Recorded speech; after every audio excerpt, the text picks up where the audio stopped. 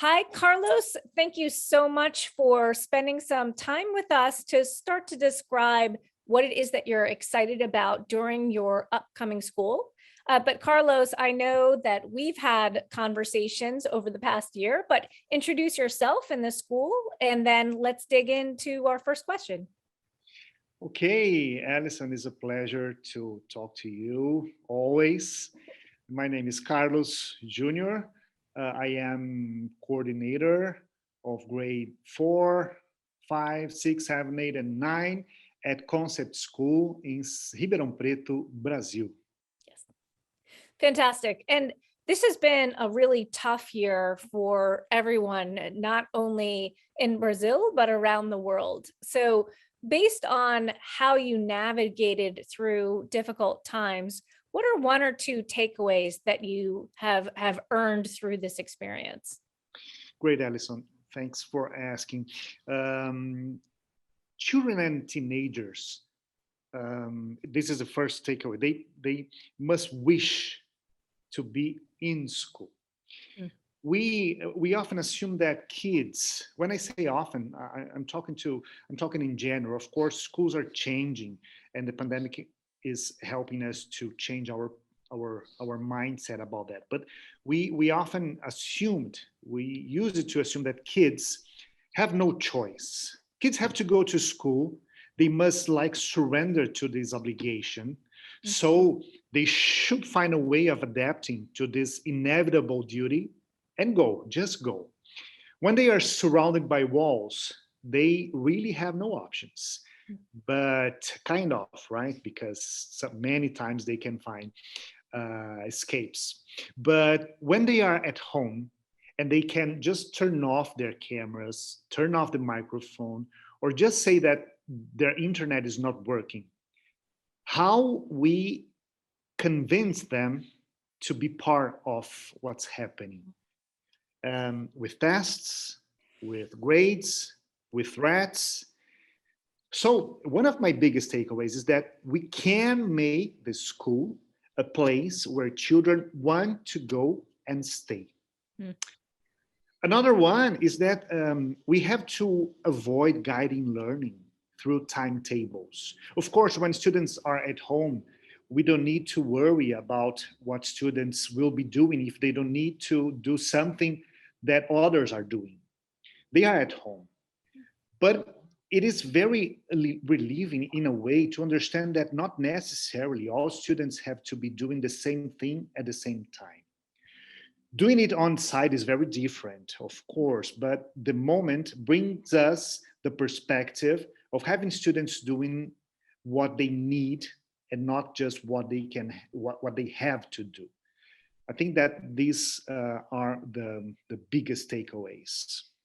So, Carlos, as you started to powerfully describe what you've learned from a takeaway point of view, one thing that I heard is the commitment to making it so that students want to come back to school, so that when they're in school, they are connected and committed there. And then the second part is really starting to think about the difference in timetables when students were coming from their homes versus timetables in schools. So, how are you starting to think about those two areas in your practice for right now when your students are coming back to school tomorrow? Well, one thing for sure um, is that we need to change the atmosphere and environment we create to make the school a place where they want to go and where they want to stay, a more welcoming, a more peaceful, a more exciting, more warmful place. Um, Probably one question that will guide us for a while will be, I mean, for a while, because um, we have to be always aware that if we do not go back to what we have been passing through, if we don't remember, if we forget what we just passed through, we will stop to make this question. So we must continuously ask to ourselves, what can I do to make my student wish to be with me? And we found out that thinking routines, for example, are powerful strategies to connect students with what's happening during a lesson, during a class, asking questions and listening to what they want to say, what they want to share. Another thing is that talking about the school organization, time and spaces will must be taught considering different possibilities. Like, what if we had a flex time when students in need can be supported and other students can be challenged? We are thinking about that. We will try to insert in the timetable some time to personalize the learning experience. Um, we have been doing this online. Of course, before we had some experiences, but now we are sure that we have to go for it, really go for it. Um, and another question that must guide us is, how can I organize the schedule so I can have time to personalize it learning? These are things that for sure we will be assuming as guidelines for us in this coming back. So, Carlos, as you and I and Benek Halleck did some work with your faculty and other sites in Escola Concept, when we're starting to think about inquiry as another example, what did you see from a leader's point of view of how teachers can continue to grow their personalizing, whether it's using habits of mind or thinking routines, or some of the techniques or strategies that we were sharing together? Great, Alison. The habits of mind were very powerful as well during the pandemic, because it helped us to bring students to the focus as they know what the habits of mind mean. When we ask them to focus, for example, in persistence, in listening with empathy and understanding, they already know what we are talking about. We don't need to explain every time we say that. So um, as a virtual school depends much on students' responsibility, we were always reminding them about some habits of mind that are crucial, that have been crucial, and it will be always be. For example, persisting was like a trend. You have to persist. You know what to persist is. Sometimes things are not going well at your home. Your relatives maybe are, some of them are sick, or they are sad because of so many things. But you are here, you are healthy, and you have to persist because we have so much work to do and so much beautiful work to do. Listening with empathy and understanding was essential in an environment in which you have to be quiet so others can be heard, like I'm saying, when we are virtual.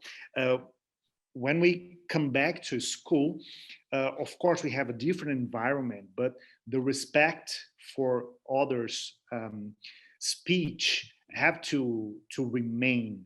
And finding humor, Alison, finding humor Yeah. is, was, and will be always present, especially in those moments we have a special moment called Friday humor. Friday for the younger ones. Every Friday, in the end of at the end of the afternoon, we stop and we find humor, and we tell jokes, and we come with costumes, and we tell funny stories. We ask them to bring funny things, funny objects. This is the the most beautiful one, the most beautiful habit of mine. And with regards to personalized learning, the virtual and the hybrid schedules brought us the opportunity of offering special moments to some students that were struggling in math or in language, for example. So we were able to prepare special moments for some students.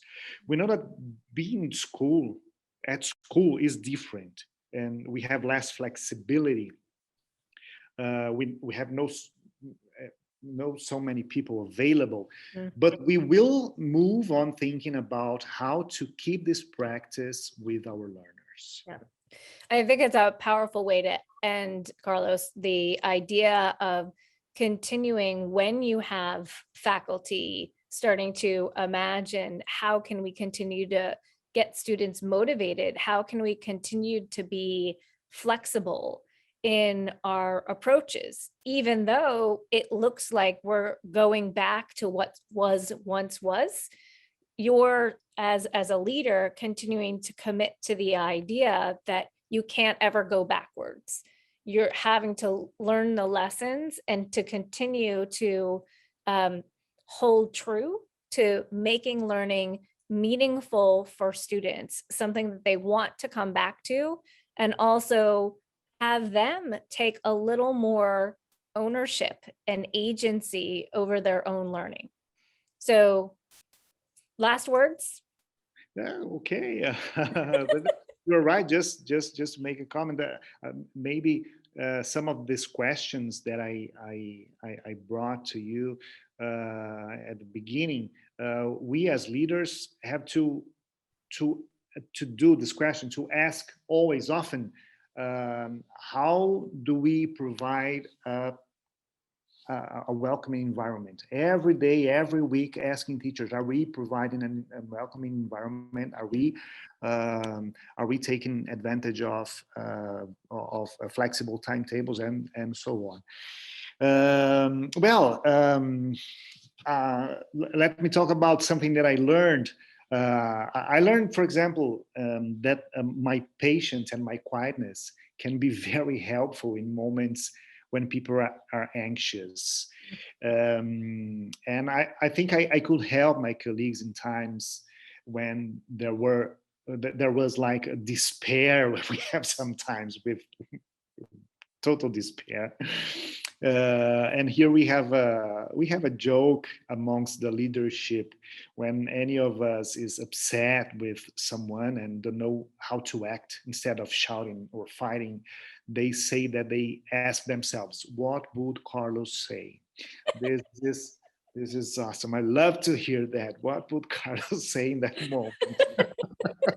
Carlos, that'll be something that I think about now for the rest of the day, to the idea of that quietness, that space for not just you to not just to think about a reaction, but also to continue to provide the individuals to work through their own thinking with you. I- And this way of listening to people, and giving them the chance to speak and to think, giving them time to think. I think if we give people time to think, they are encouraged to say what they think, to do what they want, and to share with you what they have inside. Really share with you what they have inside. That's so lovely, Carlos, and a fabulous way to end. So, best of luck to your start of school with students. And it was wonderful talking to you. Wonderful talking to you as well, Alison. Thank you so much. It's a pleasure to meet with you. Thank you.